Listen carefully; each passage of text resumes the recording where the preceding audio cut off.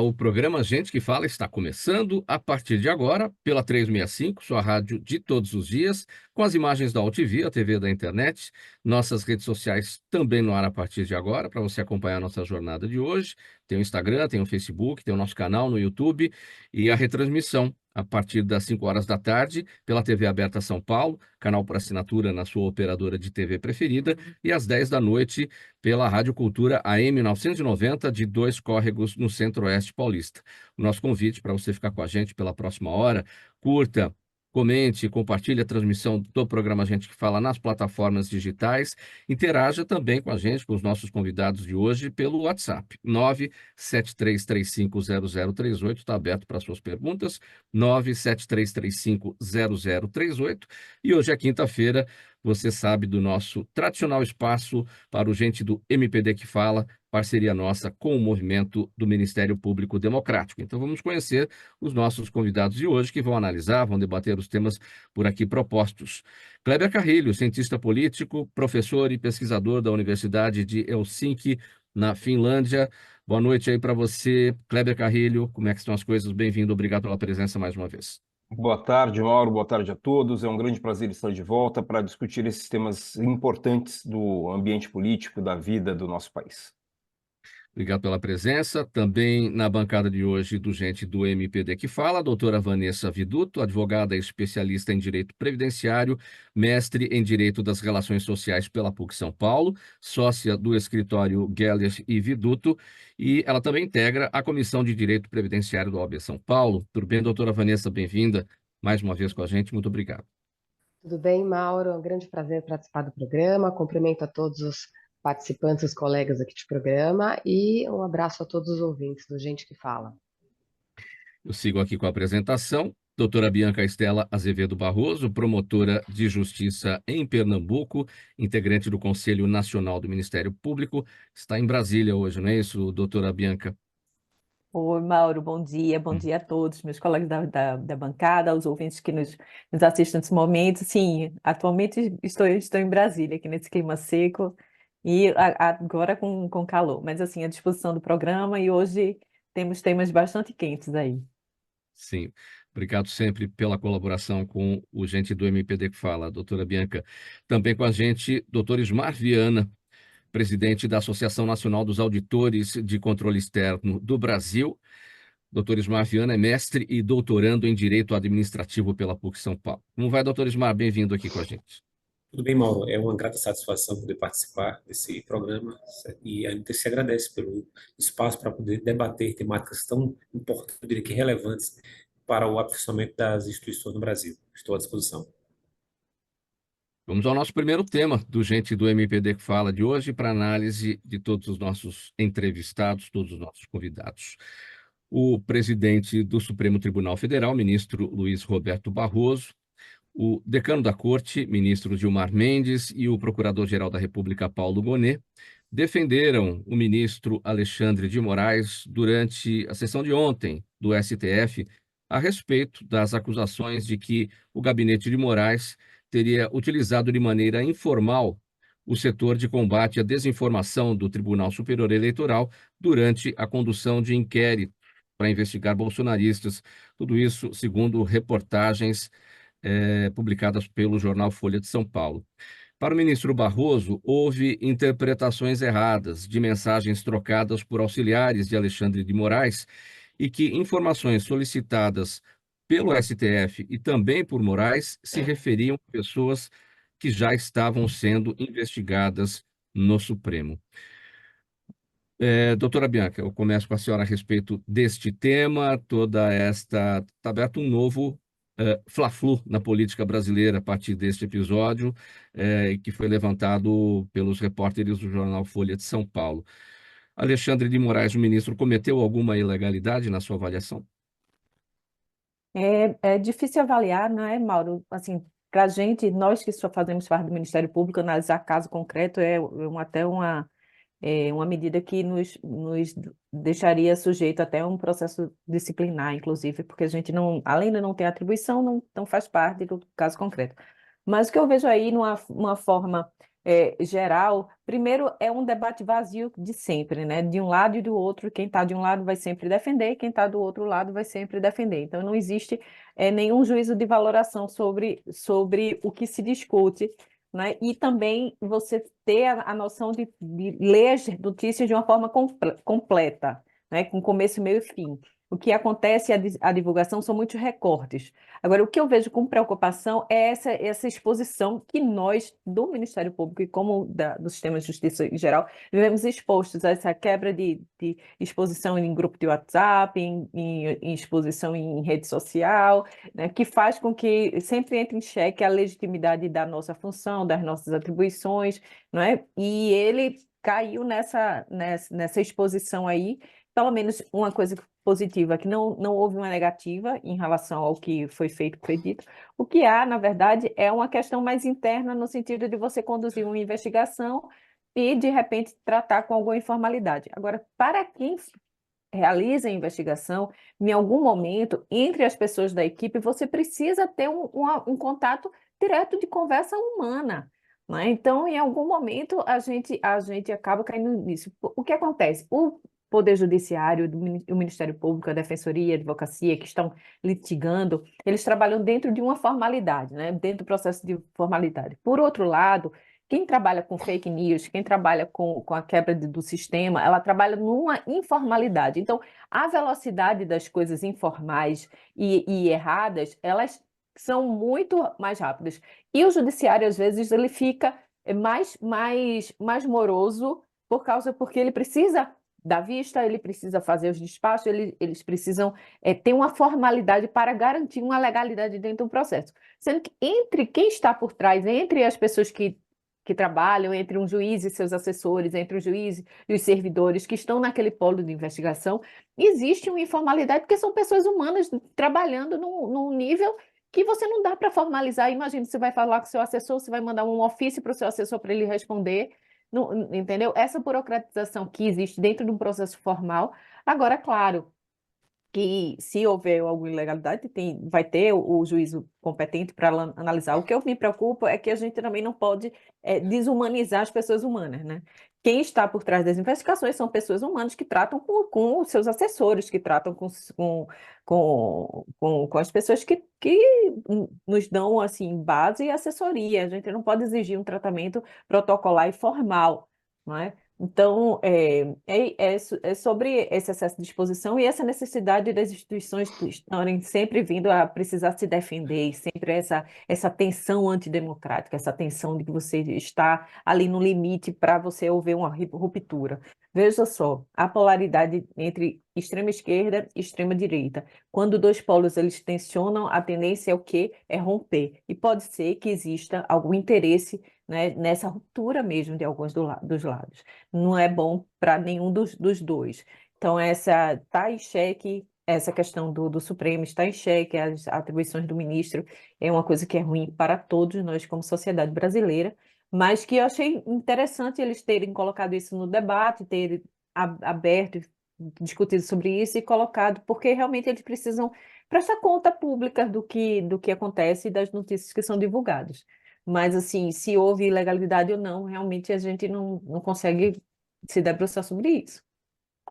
Doutora Vanessa Viduto, há uma comparação que está sendo feita entre esse episódio e o que aconteceu na Operação Lava Jato, quando havia a comunicação entre o juiz e os procuradores, e aqui na comparação, a comunicação entre o ministro Alexandre de Moraes do Supremo e o seu juiz instrutor, né, para o levantamento dessas informações e para embasar os relatórios que o ministro Alexandre de Moraes elaborava. Há comparação possível entre uma situação e outra? Olha, Mauro, eu não acredito nisso, não vejo dessa forma. Em primeiro lugar, eu concordo com a doutora Bianca quando ela coloca que o que vem a público são recortes do que aconteceu e é bastante difícil a gente emitir um juízo técnico, agiu dentro da legalidade, agiu fora da legalidade. Mas, lendo o que a imprensa vem publicando a respeito do assunto, que o ministro se manifestou, o ministro Barroso, o ministro Gilmar Mendes, em primeiro lugar, o ministro Alexandre de Moraes, ele presidia o TSE. Então ele explicou que não teria o menor sentido ele oficiar formalmente a si próprio, porque ele presidia aquele tribunal, numa eleição extremamente polarizada. Um outro aspecto que eu acho importante a gente lembrar aqui é que hoje os meios de comunicação digital, como no caso o WhatsApp, né, foram mensagens trocadas pelo WhatsApp, já estão previstas no nosso Código de Processo Civil.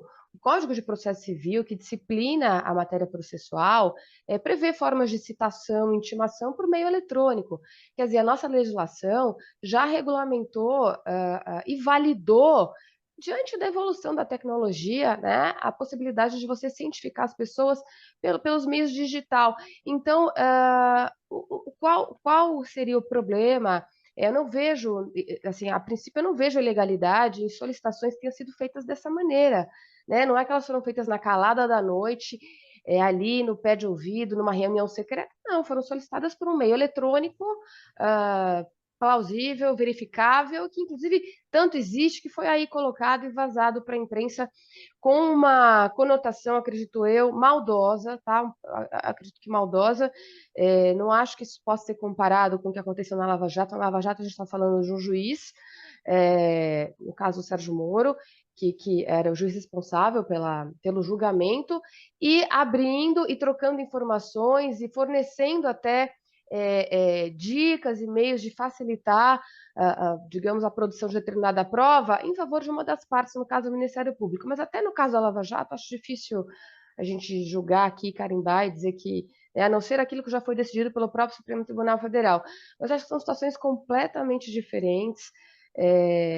Penso que nesse caso foi uma facilidade utilizada pelo ministro Alexandre de Moraes de utilizar o meio eletrônico para solicitar informações que constam nos autos, as informações estão ali abertas nos autos e disponíveis a ambas as partes. Então eu vejo que é um barulho municiou um dos lados dessa polarização. E aí trouxe de novo uma rediscussão completamente desnecessária a respeito da legitimidade das eleições, o que já foi mais do que comprovado que as eleições foram legítimas, ocorreram com todos os trâmites democráticos corretos, enfim. Então, eu lamento esse tipo de vazamento de informação que só acirra essa polarização, só distribui informações falsas e, enfim, que estimula esse tipo de discussão que muitas vezes a gente perde tempo e não vai chegar a lugar nenhum.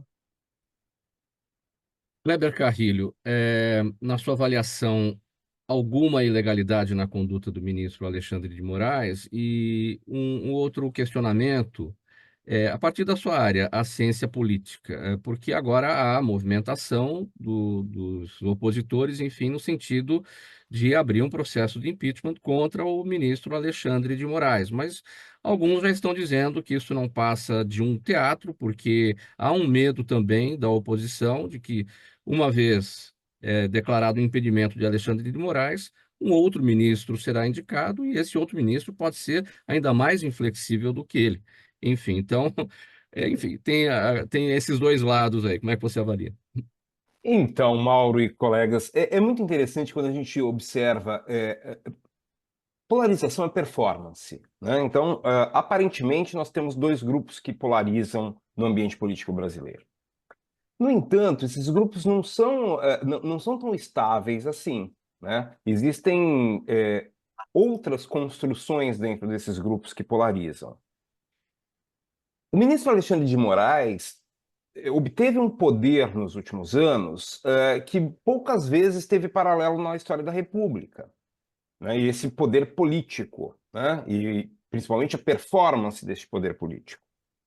No momento em que este poder aparenta ser tão grande, é necessário, e aí os subgrupos políticos dentro desses grupos negociam sempre isso, claro, não é uma forma institucionalizada, mas há uma necessidade de frear este poder.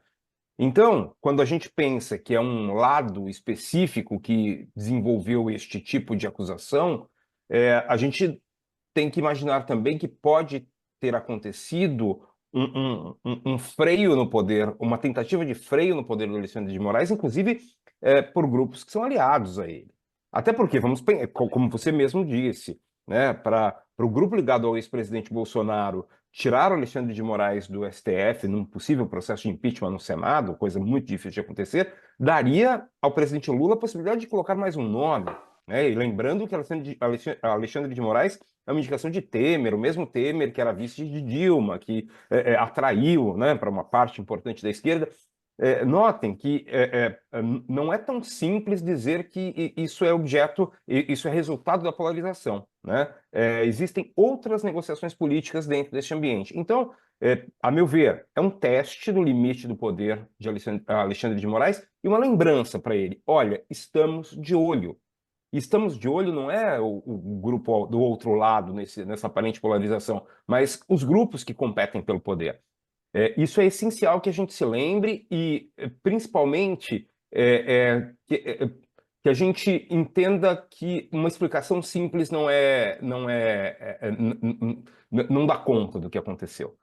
Se há problemas técnicos aí, tem profissionais muito mais competentes do que eu nessa área para dizer se há problemas técnicos ou não, isso vai acontecer naturalmente, mas em termos políticos, essa disputa ela é mais complexa, inclui outros atores e, inclusive, gente que esteve próxima de Alexandre de Moraes nas últimas eleições, né? É algo que acontece, esses freios e contrapesos que as pessoas, em geral, associam aos poderes, às instituições, acontece também nos grupos políticos não tão institucionalizados assim. E, consequentemente, agora o Alexandre de Moraes vai sofrer algumas limitações deste poder que ele aparenta ter e que, né, demonstrou ter nos últimos tempos.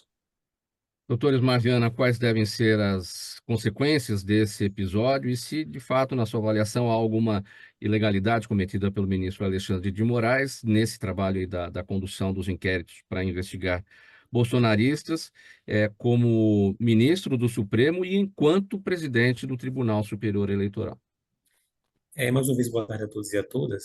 Eu diria, Mauro, que afora esses aspectos que transcendem a questão do ponto de vista processualística em si, de fato, como muito bem posto pelo Kleber, pela Bianchi, pela Vanessa, há impactos, certo, disso, tanto do ponto de vista da processualística, quanto também do ponto de vista político, de imagem reputacional do sistema judicial brasileiro. Então, as instituições, sobretudo as de controle, de investigação, têm um ativo muito caro a ser preservado, que é essa credibilidade institucional, que isso, inclusive, é um vetor da segurança jurídica.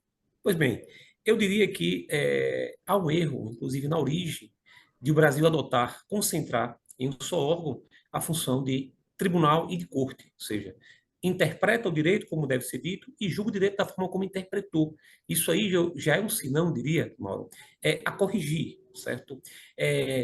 Afora, mais uma vez, os aspectos concretos que envolvem, nós dizendo, um caso concreto, eu diria que o Brasil ele ainda precisa amadurecer nessa compreensão do sistema inquisitório e do sistema acusatório. O Brasil, a quem defende, é que adotou um sistema acusatório não puro, ortodoxo, não um sistema inquisitório puro. Então, há diversos segmentos que criticam essa concentração de poderes investigativos, de poderes acusatórios e judicantes dentro do próprio Supremo Tribunal Federal, certo? Então, não há como negar que essa é uma realidade posta. Então, especificamente sobre essa situação, a partir do que foi ventilado na imprensa, eu diria que não há como desprezar por completo a forma como a prova, os elementos de provas, eles são introduzidos no processo. Eu diria que o que diferencia o Estado democrático de direito de um Estado de arbítrio é basicamente o respeito à forma. Então, o fato, como eu vi nas plataformas aí de redes sociais, que houve um exercício do poder de polícia, até o poder de polícia ele precisa ser, de alguma forma, exercido de forma legítima, distante do arbítrio. Então, dito isso, o que acontece? A prova ela tem procedimentos.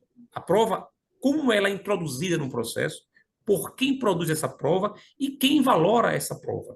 Então, o fato é que, nessa situação posta, aquele que está introduzindo a prova no processo é o mesmo que está produzindo a prova e é o mesmo que vai valorar a prova produzida por ele. Então, por maior razão, penso que o respeito à forma ele deve ocorrer até para mitigar eventuais riscos de desconfiança estatal na atuação do poder estatal investigativo, acusatório e julgador, nesse caso, especificamente aí posto. Não estou aqui a dizer que houve um erro no caso concreto. Eu quero dizer que o exercício do poder estatal ele deve ser exercido a partir do respeito às regras. Então, há autores que costumam dizer que no Estado Democrático de Direito, a efetividade não pode ser alcançada de qualquer forma, ela não pode prescindir da legalidade. E numa situação dessa, que envolve diversos aspectos, a legitimidade ela precisa ser alcançada à luz de o respeito a essa processualista do ponto de vista de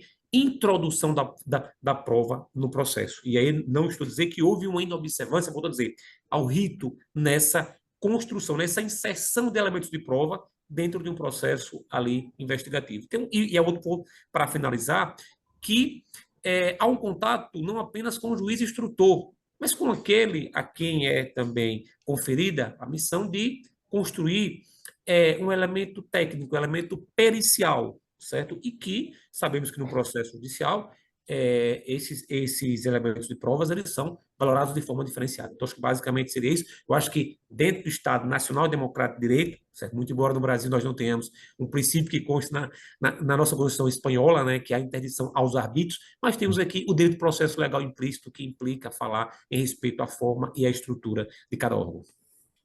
Este é o programa Gente que Fala, edição de quinta-feira, gente do MPD que fala, parceria nossa com o Movimento do Ministério Público Democrático, pela 365, sua rádio de todos os dias, AltV, TV da internet, redes sociais, nosso canal no YouTube, retransmissão às 5 da tarde pela TV Aberta São Paulo, canal por assinatura na sua operadora de TV preferida, e às 10 da noite pela Rádio Cultura AM 990, de Dois Córregos, no Centro-Oeste paulista. Próximo assunto. Ontem, a Comissão de Constituição e Justiça do Senado aprovou a proposta de emenda à Constituição, chamada de PEC da Anistia, né, que reduz a obrigação dos partidos políticos de destinar verba proporcional ao número de candidatos brancos e negros estabelecida pelo Supremo Tribunal Federal em 2020. A proposta também perdoa multas aplicadas às agremiações que descumpriram regras eleitorais em eleições passadas, permitindo o refinanciamento dos débitos.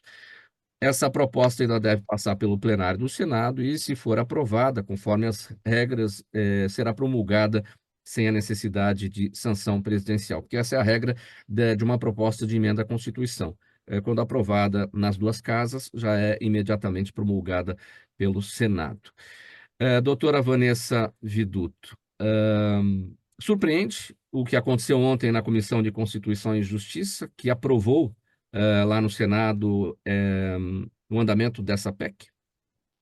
Olha, não surpreende, porque a gente vê aí o nosso Congresso Nacional composto atualmente por uma maioria de extrema-direita, extremamente conservadora, e com o propósito de não garantir o direito das minorias, né? Essa PEC, na verdade, que trata da cota racial, ela já havia sido objeto de decisão do Supremo Tribunal Federal em 2020, que entendeu que, por uma questão de isonomia e representatividade da população brasileira, que é na sua maioria parda e negra, os candidatos negros deveriam ter acesso ao fundo partidário, que é um fundo bilionário, na proporção do número de candidatos, ou seja, promover uma igualdade para permitir que esses candidatos negros consigam chegar lá.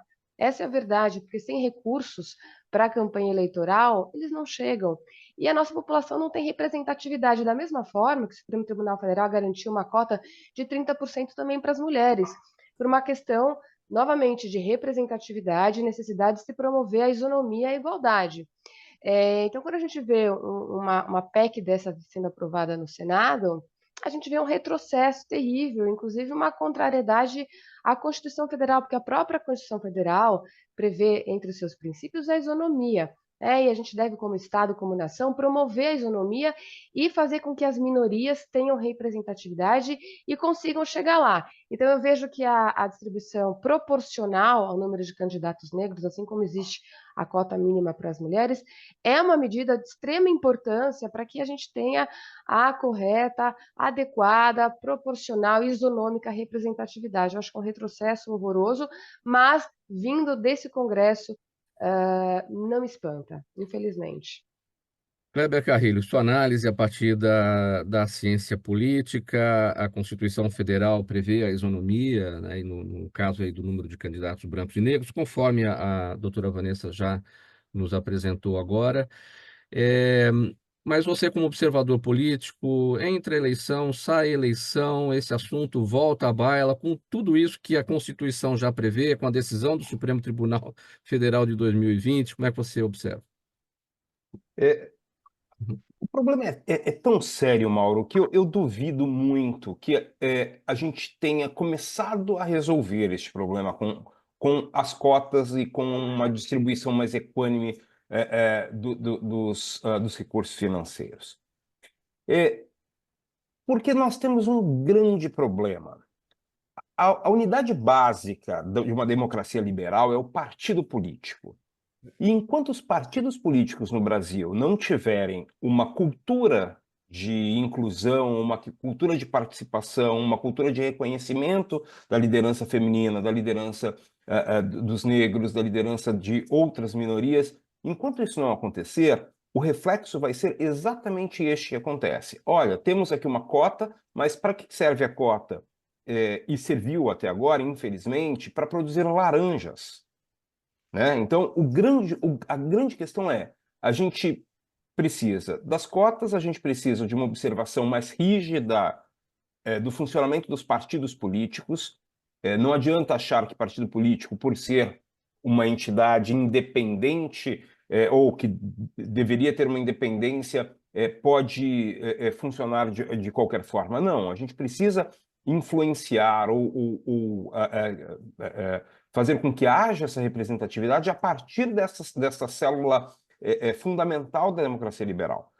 Nós não temos isso, nós temos hoje no Brasil partidos pouco democráticos, todos eles funcionam com comissão provisória, com grupo provisório de administração nos municípios, principalmente. Existem manda-chuvas nos partidos e a maioria dos manda-chuvas não são homens, ou melhor, não são mulheres, não são negros, são homens brancos. E quando incluem mulheres, por exemplo, incluem as próprias mulheres. Notem o número de partidos que a representação feminina mais importante do partido é a esposa do dono do partido. Né? Então, a gente precisa discutir absolutamente tudo isso. Não é com anistia.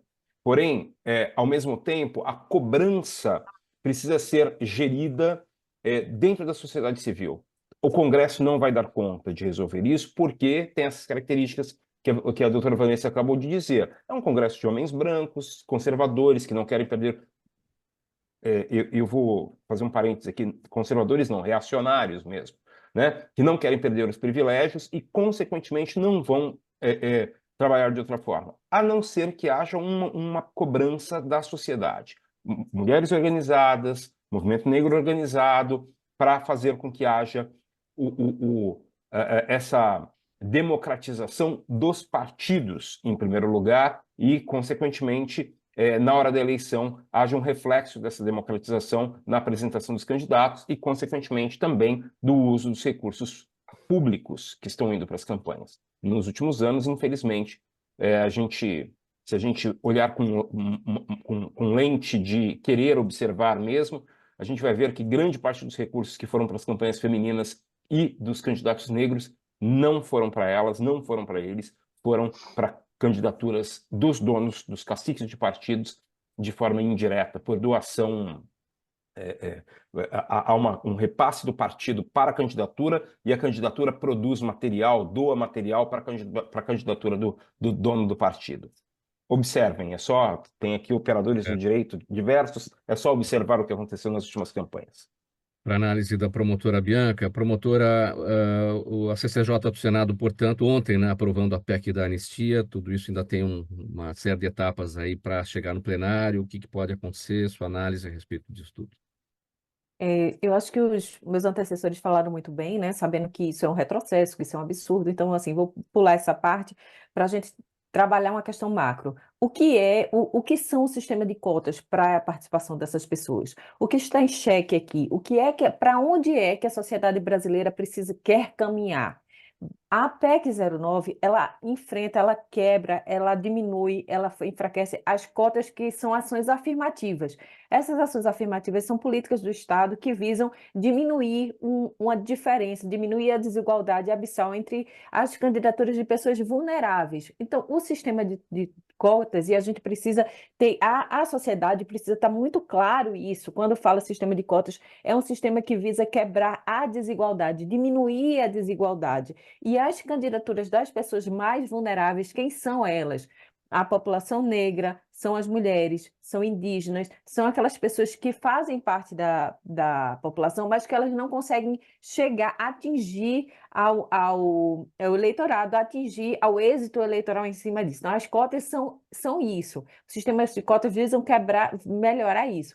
E a gente precisa saber que o sistema eleitoral e o sistema, o que acontece hoje no Congresso Nacional em relação à representatividade é que a maioria da população ela não é representada, porque se a gente tem uma população com 50%, né, de eleitoras, de mulheres na população, e a gente tem aí uma cerca de 18% a 20% de representantes nos parlamentos, o Brasil figura, né, no ranking lá embaixo em relação às mulheres no parlamento e as mulheres principalmente em cargos executivos. Então, o sistema de cotas ele é fundamental, e principalmente o sistema das cotas dos 30%, que a PEC da anistia, essa PEC 09, também visa quebrar. Ou seja, a partir dessa aprovação, os partidos não precisam mais ter 30% por partido nas cotas das candidaturas femininas. Essa cota só vai ser observada dentro da federação, quer dizer, antes exigia da federação, existia de cada partido. Eles ganham muito aí. Então, ganham eles que estão no poder. Então, a gente perde em relação às candidaturas de grupos vulneráveis. Outra coisa que eu gosto muito de chamar a atenção, as mulheres negras, ele é o maior segmento social, é mais de 20% das mulheres negras. Essas mulheres não estão representadas devidamente no Congresso Nacional, nem as mulheres, nem as negras. As candidaturas negras perdem muito com isso, porque elas não conseguem chegar nesses espaços de poder. Então, isso gera um falseamento da nossa representatividade democrática, porque um sistema que não se vê representado, porque a maioria da população não está lá para falar sobre si, para falar sobre políticas públicas que desinteressem aos seus grupos sociais vulneráveis. E aqui a gente precisa se lembrar que veja como o movimento é muito claro no sentido de reprovação e de exclusão dessas candidaturas vulneráveis. Por quê? Porque isso advém da emenda constitucional 111 de 2021. Essa emenda estabeleceu que o voto nas candidaturas negras e de mulheres seria contado em dobro para fins de financiamento, né? E aí, quando foi em 2022, o que aconteceu foi que houve um boom de registro de candidaturas negras. Passou a ser de interesse do partido as candidaturas de pessoas negras e das mulheres, e também aumentou o número de pessoas autodeclaradas. Então, subiu as candidaturas negras para 50%. Não é? E isso deveria ter o financiamento nessa mesma proporção. E aí os partidos não deram conta, não quiseram investir nisso. E outra coisa, houve muito empoderamento das pessoas negras em relação a isso. Muitas pessoas que não se autodeclaravam negras passaram a se autodeclarar. E isso a gente precisa trabalhar, essa questão da heteroidentificação, essa questão da identificação racial também, né? Porque acho que hoje as pessoas começam a se colocar mais como isso. Então, você veja que no Frigir é uma perseguição contra essas candidaturas de grupo vulnerável que acaba atingindo a democracia, né? E é a diversidade que toda essa democracia traz e representa. Doutora Ismargiana, sua análise sobre esse tema. Perfeitas as suas ponderações, Bianca, sobre essa temática, e eu já inicio por ela. Eu acho que a razão de existir da política de cotas no ambiente político é uma, no ambiente de universidades públicas é outra, no ambiente de espaços públicos de poder, como concursos públicos, também tem a sua finalidade própria. Mas, no geral, o que se quer é garantir uma representatividade dos pretos e pardos, ou seja, dos negros, dentro desses espaços. Então, o que me preocupa é aquilo que o Kleber falou, a inversão da finalidade da política de cotas. O que acontece?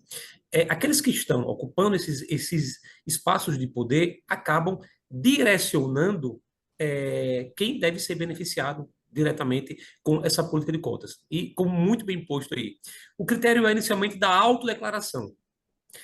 Como se estabelecer dentro de procedimentos de heteroidentificação quem, de fato, deve ocupar esses espaços de poder. Ou seja, quem está centralizando isso pode desvirtuar esses procedimentos de heteroidentificação. O que aconteceu muito recentemente, de 2012 para cá, nas universidades públicas, ou seja, pessoas que, de fato, preenchiam os requisitos, mas em procedimentos de heteroidentificação, grupos que dominavam aqueles espaços acabavam afastando das universidades essas pessoas que, de fato, eram pretas e pardas. Então, de fato um retrocesso isso, porque o que se busca hoje é garantir uma representatividade de pretos e pardos nesses espaços políticos, e o que se vê é que com isso a gente pode ter mais adiante, né, uma inversão do que busca assim, alcançar as cotas. Então, sintetizando, eu acho que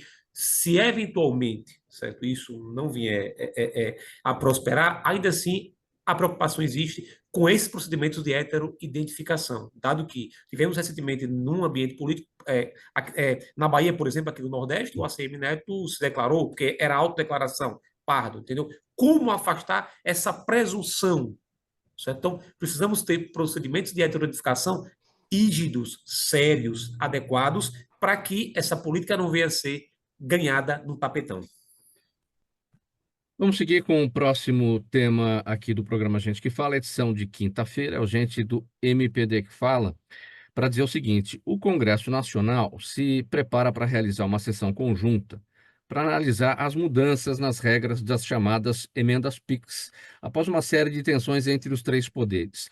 A intenção é alterar a Lei de Diretrizes Orçamentárias de 2024 com o objetivo de destravar os repasses que foram limitados pelo Supremo Tribunal Federal a partir de decisão do ministro Flávio Dino. As emendas PIX foram criadas em 2019 e permitem que parlamentares transfiram recursos diretamente para a conta dos estados e dos municípios, sem a necessidade de apresentação de projetos ou de aval do governo federal, comprometendo, assim, a transparência dos gastos públicos. Antes da análise de vocês, o Instituto Não Aceito Corrupção quer reiterar aqui um posicionamento que foi feito no dia 6 de agosto, a partir de uma nota pública. A nota pública é extensa, eu vou ler aqui só um trecho que o Instituto Não Aceita Corrupção quer reiterar. A Associação Brasileira de Jornalismo Investigativo ingressou com ação direta de inconstitucionalidade, na qual o Instituto Não Aceita Corrupção pediu ser admitido como amicus curiae. Foi distribuída por dependência para o ministro Flávio Dino, relator da ação relacionada ao orçamento secreto, em relação à qual, lamentavelmente, as determinações do STF não foram ainda totalmente cumpridas. Os pedidos feitos pela ABRAGE, Associação Brasileira de Jornalismo Investigativo, nessa ação direta de inconstitucionalidade, a de número 7.688, dizem respeito ao cumprimento da Constituição Federal, especialmente ao princípio da separação dos poderes e da publicidade. Eu vou aqui para o final da nota.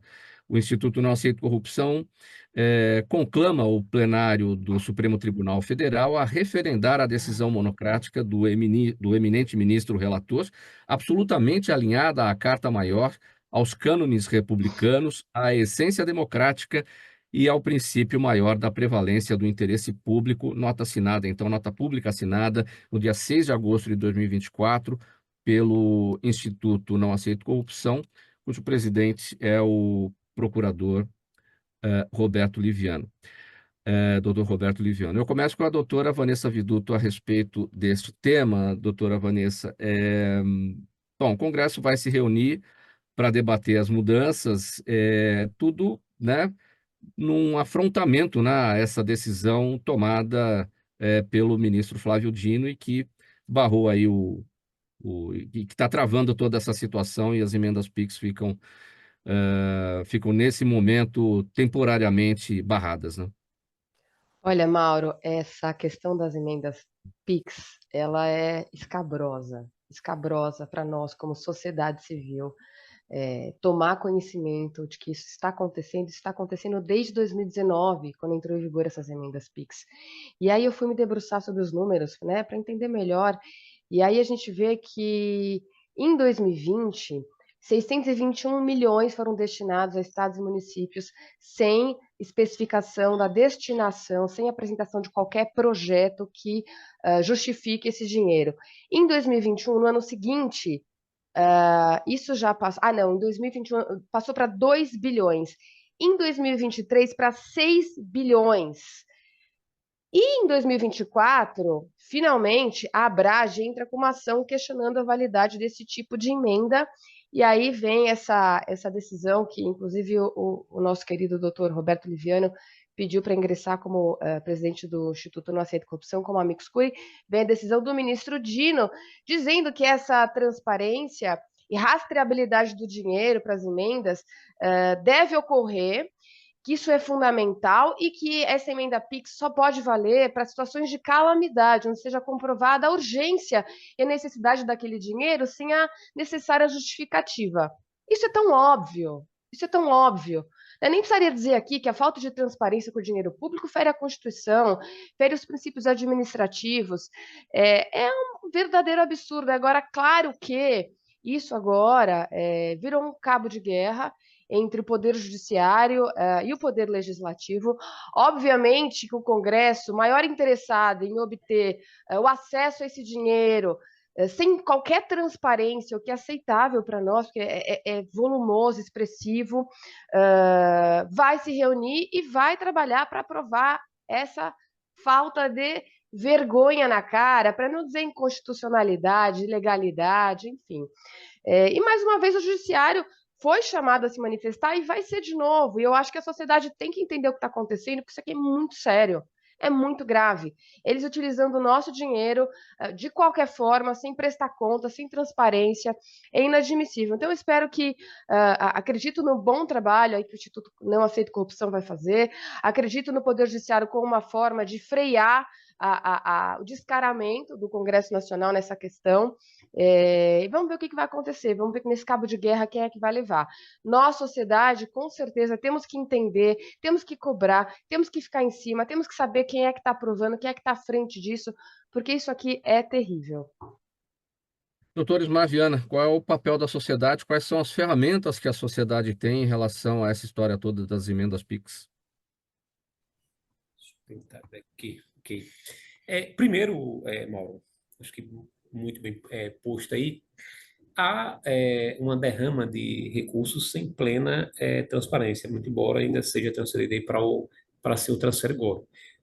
Não há, de fato, um planejamento, não há nenhum critério de planejamento, não há prioridade também assim alocativa, e o fato que muito assim nos preocupa é que o TCU, certo, decidiu que a fiscalização dessa aplicação vai ser, de fato, para os TCS, os Tribunais de Contas dos Estados, e os Tribunais de Contas dos municípios, cabendo, de fato, ao TCU fiscalizar os critérios de repasse. Mas qual a razão de existir da própria emenda PIX? Então, eu diria que, aqui não falo, quero fazer assim, um disclaimer em nome da ANTC, é uma assim, opinião minha.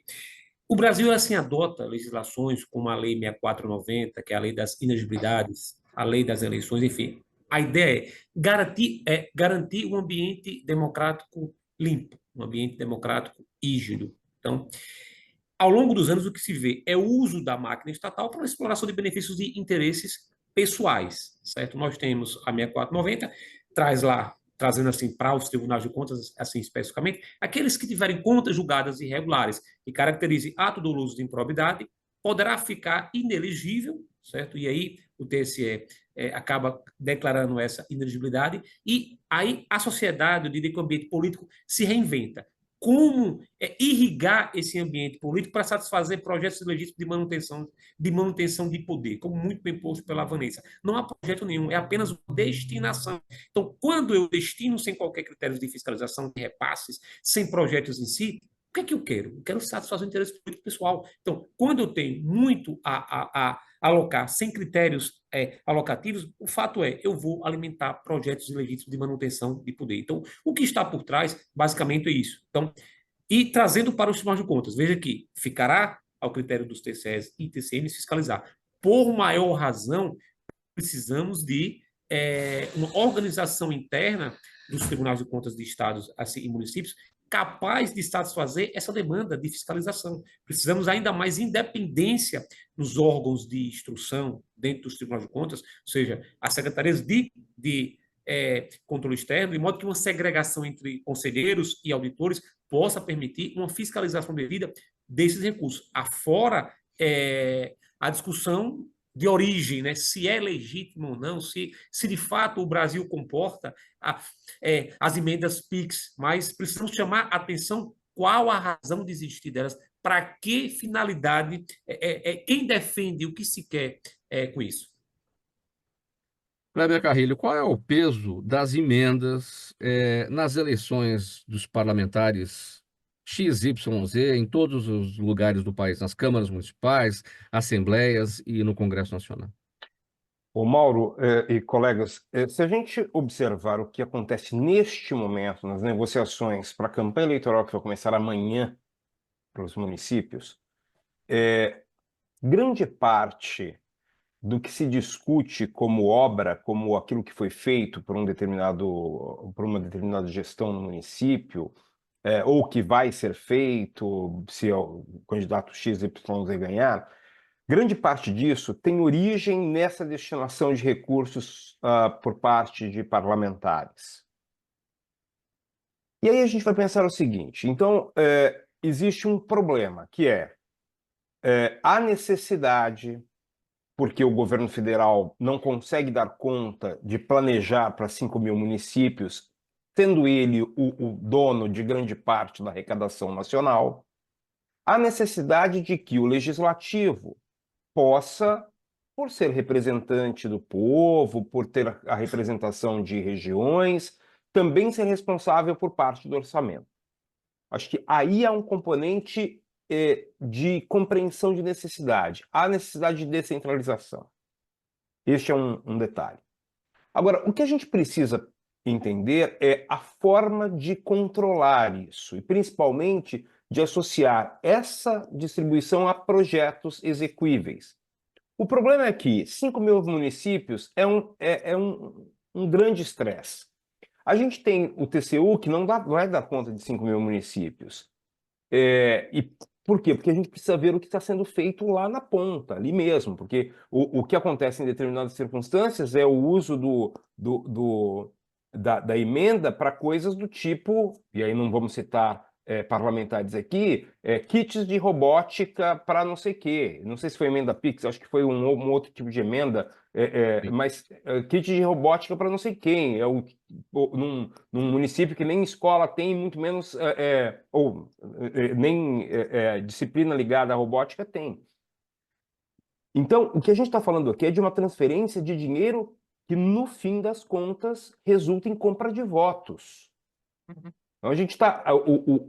A questão é extremamente grave, porque isso lá na ponta é ligado à compra de votos. Quem pode dar conta disso? TCEs, mas os TCEs são, né, em geral, com escolhas pouco democráticas. Em geral, é a esposa de não sei quem, ex-deputado de não sei onde. Então, nós temos um grande problema que, de novo, a gente chega num ponto, que é, se a sociedade civil não entender o problema e não participar desse processo de cobrança, não adianta a gente discutir aqui, sendo que isso não é traduzido para quem pode questionar, para quem pode se movimentar para fazer esse questionamento. A gente, espaços como esse aqui em que a gente debate isso são raros, né? E mesmo quando há uma notícia no Jornal Nacional sobre emendas, ou especificamente essas emendas que absolutamente não têm nem projeto, nem previsão de como vai ser utilizado o recurso, quando há uma notícia no Jornal Nacional, ela não é traduzida, ela é uma notícia emendas PIX. O que são emendas PIX? O que são emendas? O que é o trabalho do parlamentar no desenvolvimento do orçamento, né? Nada disso é traduzido. Então, de novo, a gente chega num ponto em que a discussão fica em quem não tem número para questionar, e quando chega para a população, chega o benefício, que é a compra do voto, né? Infelizmente, compra de voto no Brasil é benefício. As pessoas veem, olha, consegui ali uma coisinha, consegui ali um trator para passar na minha terra, e esse trator foi comprado com um recurso que o deputado X enviou para aquela região. Então, assim, nós temos um problema, alguns problemas na nossa democracia que resultam em situações como essas, que são absolutamente estranhas, mas esses recursos decidem a eleição e vão decidir as eleições que vão ocorrer em outubro. Eu vou passar aqui para o próximo tema. Nosso tempo está aqui apertadíssimo já no final, para dizer o seguinte: o presidente da Associação Nacional dos Auditores de Controle Externo, doutor Ismar Viana, está aqui com a gente na nossa conversa de hoje. No mês de maio, visitou a Câmara dos Deputados para acompanhar o andamento lá na casa do projeto de lei complementar que prevê a exigência de implantação de controles internos rigorosos para garantir a eficiência da fiscalização financeira da administração pública e que promove também esse projeto a integração das plataformas digitais para auditorias. Na ocasião dessa visita, o deputado Valdemar Oliveira, presidente da Comissão de Administração e Serviço Público, e o relator do projeto, o deputado Antônio Carlos Rodrigues, reafirmaram o compromisso de apresentar uma versão preliminar do relatório antes da votação na comissão. Doutor Ismar, como é que anda esse trabalho na Câmara dos Deputados? O que o senhor tem acompanhado de maio para cá, bem brevemente, para depois a gente poder partir para o último assunto? Pois bem, Mauro, eu serei breve. Até puxando um pouco o gancho aí, né, do que o Kleber falou, nós temos, assim, em uma democracia, o povo ele é dono do dinheiro, é quem cabe dizer onde o dinheiro deve ser gasto. Então, o povo, assim, representado tem essa missão também, né, de, por meio do parlamento, certo, ter o direito de, assim, opinar do ponto de vista de desenho de política pública, desenho de, assim, repartos, enfim.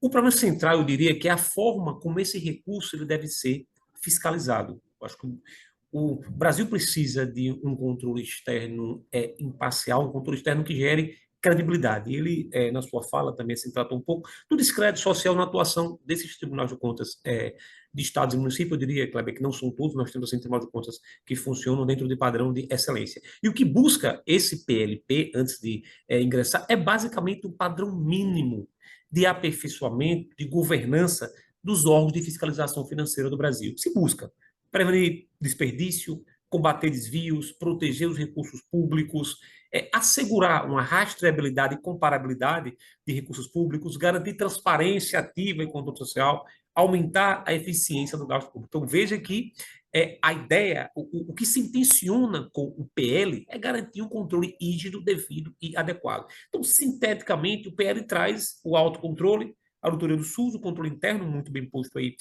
pelo Mauro, e envolve, sobretudo, a correta estruturação orgânica dos tribunais de contas do Brasil, de modo que funcione o Ministério Público de Contas ali independente, capaz de fazer a sua conformação legal, de modo que os auditores de controle externo possam fazer as suas auditorias independentes. Fato é que estivemos com o relator lá atrás, o deputado do PL, Antônio Carlos, e foi exposto para ele a importância desse projeto para o Brasil.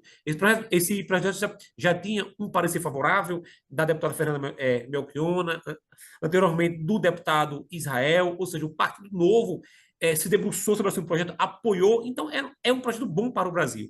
Fomos surpreendidos com esse parecer do deputado paulista, que foi pela rejeição, mas sem enfrentar mérito de nada, basicamente alegando uma ausência de um diálogo. Então, o cenário, Mauro, dentro do parlamento, basicamente foi esse, tentar sensibilizar os parlamentares para a importância desse projeto. E anteontem estivemos, mais uma vez, lá na Câmara dos Deputados, com o deputado Mário Montenegro Júnior, que é o relator agora do PL, e ele é o presidente da Comissão de Finanças e Tributação, exatamente para demonstrar, para reafirmar essa importância do PL 79 para o controle desses recursos públicos, repassados, inclusive, por meio dessas emendas PIX. Último tema de hoje, muito rapidamente aqui, vamos falar agora sobre uma decisão da Terceira Vara Federal de Pelotas, no Rio Grande do Sul, no sentido do seguinte: uma avó de 61 anos de idade conseguiu o direito de receber o salário maternidade após assumir a guarda do neto. O benefício tinha sido negado pelo INSS, que alegou falta de comprovação de adoção, mas a juíza Giane Maio Duarte, doutora Giane, reconheceu o vínculo de parentalidade socioafetiva.